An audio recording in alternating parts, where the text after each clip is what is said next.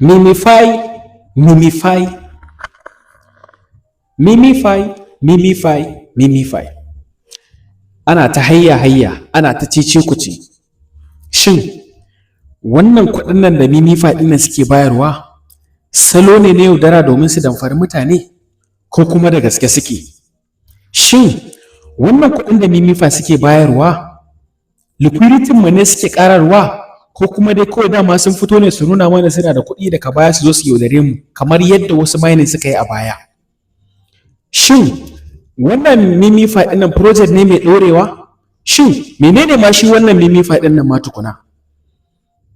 Shin, Memify zai yi abin alkhairin da Notcoin ya yi, ko ba zai yi ba? Shin, wannan kyautar Ethereum ɗin nan da Memify suke bayarwa, ya za a yi na same shi?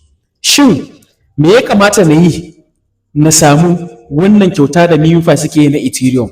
Shin, wannan Ethereum ɗin da Memify suke bayarwa yana fita ko kuma baya fita, ko kuma kuɗin gidan badamasu ne?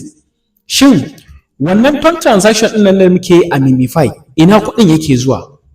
Shin, spin ɗin da muke siya da star da kuma ton da muke ƙonawa, asaran kuɗinmu muke yi ko kuma akwai riba? Wannan su ne tambayoyin da na san 'yan baiwa kun daɗe kuna yi, kuma waɗannan ne tambayoyin da wasu suke ya daɗe yana damunsu kuma suna buƙatar amsa. Kar ku damu, zan muku bayani dalla-dalla. Na je na mata binciken ɗan Bello, na riga na wa Memefi binciken ɗan Bello. Zan sake muku bidiyon duk wani abin da ya kamata ku sani akan Memefi, but amma kafin na sake, ina so wannan bidiyon na ga comment guda 5,000 da kuma like guda 5,000 da kuma sharing guda 5,000 kafin na sake wannan bidiyon. Ni ne naku Ankabut Satoshi Africa. Thank you so much.